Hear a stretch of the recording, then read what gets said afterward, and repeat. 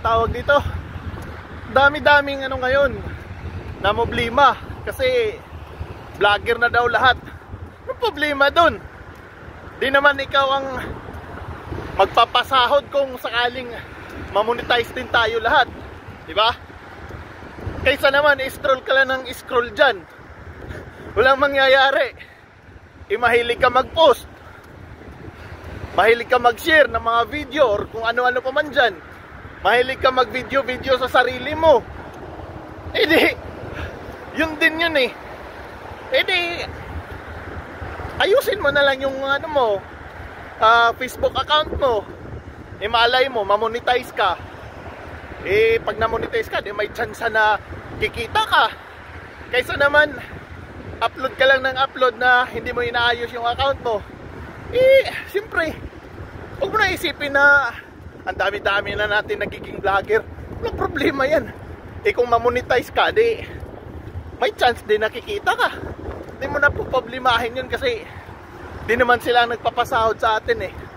Baga sinasabi lang ng mga content creator yon or sa mga vlogger na halos lahat daw ay naging vlogger na. Problema dun, di naman sila nagpasahod sa atin. Tsaka hindi naman lahat na nag-upload or nagko-content creator na mo-monetize.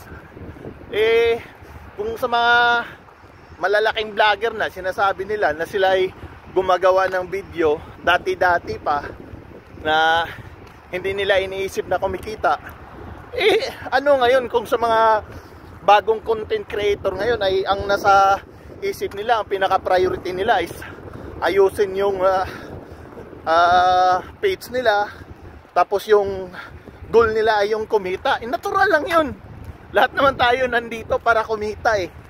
Hindi tayo dito nag-a-upload, nagsasayang ng oras na walang patutunguhan. Mas maganda na yung may goal ka na gusto mong kumita, hindi yung upload ka lang ng upload tapos hindi mo iniisip na pwede mo palang mapagkitaan yung ano mo, mga ina-upload mo. So mas mabuti na rin yung alam mo na pwede mong mapagkitaan yung mga upload mo. So huwag mong isipin na dami-dami na nagsabi na vlogger na lahat. Okay lang yun. Ito lang isipin, mag-vlogger na tayo lahat, tapos malay natin mamonetize tayo, kikita din, di ba? Pabayaan mo yung mga yan, inggit lang yan.